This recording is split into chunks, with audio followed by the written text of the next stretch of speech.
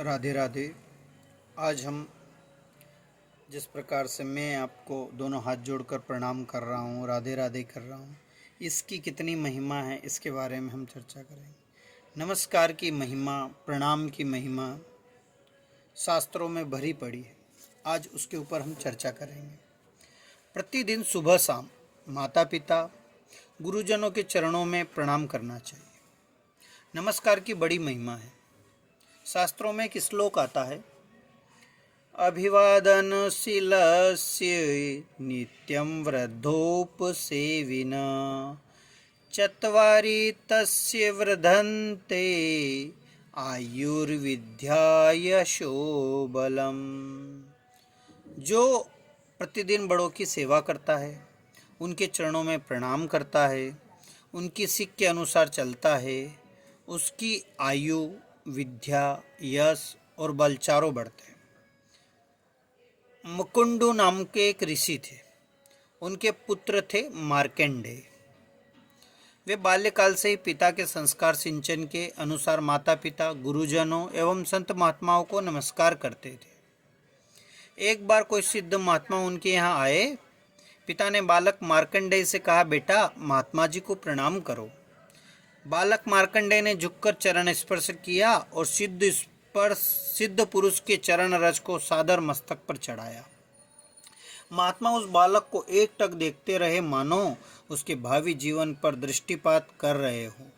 ऋषि ने पूछा, महाराज आप इस प्रकार एकटक क्या देख रहे हैं? बालक तो सुंदर है, किंतु इसकी आयु अब बहुत कम शेष है। इतना कहकर उन सिद्ध पुरुष ने पुनः विषादपूर्ण नेत्रों से बालक की तरफ निहारा। ऋषि तो अपने लाडले पुत्र के विषय में यह दुखद बात सुनकर हक्के बक्के रह गए।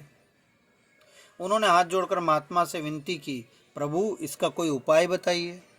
जो भी संत महापुरुष आए, ऋषि मुनि आए, उनके चरणों में इस बालक को प्रणाम करवाओ। यह कहकर सिद्ध पुरुष चल पड़े।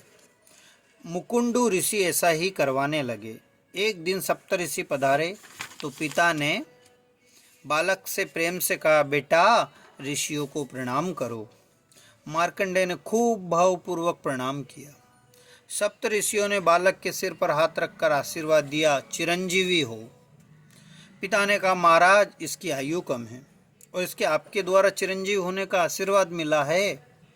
प्रभु अब आपके आशीर्वाद के अनुकूल होने के लिए हमें क्या करना चाहिए? अब ऐसा करो, इस बालक को भगवान शंकर की सेवा में, पूजा आराधना उपासना में लगा दो, सब ठीक हो जाएगा। अब मुकुंडु ऋषि ने बालक मार्कंडेय को देवादिदेव महादेव की उपासना आराधना में प्रवृत्त कर दिया। निर्दोष बालक मार्कंडेय शिव जी की सेवा पूजा में मग्न हो गया। प्रातःकाल जल्दी होकर उठकर स्नान आदि से पवित्र होकर वह भगवान शिव के लिंग को स्नान कराता। बिल्ली पत्र, फल फूल, धूप, दीप, नैवेद्य आदि चढ़ाता। प्रार्थना करता, आसन पर बैठकर हाथ में माला लेकर ओम नमः शिवाय का जप करता, ध्यान करता, स्तुति स्तोत्रों का गान करता। इस प्रकार समय बीत रहा था। मृत्यु की घड़ियां निकट आ गई। काले विकराल भैंसे पर लाल लाल वर्ण वाले यमराज प्रकट हुए। उन्हें देखकर बालक डर गया। घबराकर भगवान शंकर के लिंग को आलिंगन करके कहने लगा, हे भगवान ये यमराज आ गए हैं, बचाओ बचाओ। भगवान शंकर हाथ में त्रिशूल लेकर प्रकट हो गए और यमराज से बोले, इस बालक को कहाँ ले जाते हो? यमराज बोले, महाराज इसकी आयुष्य पूरी हो गई है। सृष्टि के क्रम के अनुसार मैं अपने कर्तव्य का पालन करने आया हूँ। अरे यमराज देखो तो अपने बही खाते में इसकी आयु कहाँ पूरी हुई है। यमराज ने बही खाता देखा तो बालक के खाते में लंबी आयु जमा देखी। सृष्टि का संहार करने वाले देहादिदेव योगीश्वर पशुपतिनाथ जिसका रक्षण करे, उसका कोई बाल तक बांका कैसे कर सकता? चलो भागो यहाँ से। रुद्र गर्ज उठे और यमराज ने विदा ली। मार्कंडेय चिरंजीवी बने, जिसके प्रभाव से, नमस्कार के प्रभाव से। ऐसी महिमा है नमस्कार की, प्रणाम की। नमस्कार से रामदास कर्म सभी कट जाए, जाय मिले पर ब्रह्म से आवागमन मिट जाए। प्रतिदिन सुबह माता पिता एवं पूजनीय आदरणीय गुरुजनों को नमस्कार करो, प्रणाम करो, उनके आशीर्वाद लो। बड़े भाई बड़ी बहन को भी नमस्कार करो। घर में यदि बड़े लोग इस नियम को अपनाएंगे तो छोटे बालक स्वयं ही उसका अनुकरण करेंगे।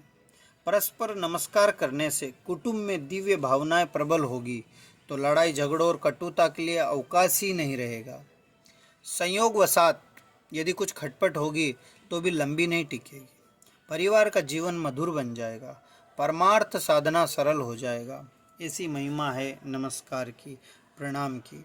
तो मित्रों, मैं आप सबको प्रणाम करता हूँ, नमस्कार करता हूँ, राम राम करता हूँ, राधे राधे करता हूँ, पंचांग प्रणाम करता हूँ, साष्टांग प्रणाम करता हूँ और हृदय की गहराई से, आत्मा से आपको प्रणाम करता हूँ, नमस्कार करता हूँ। राधे राधे।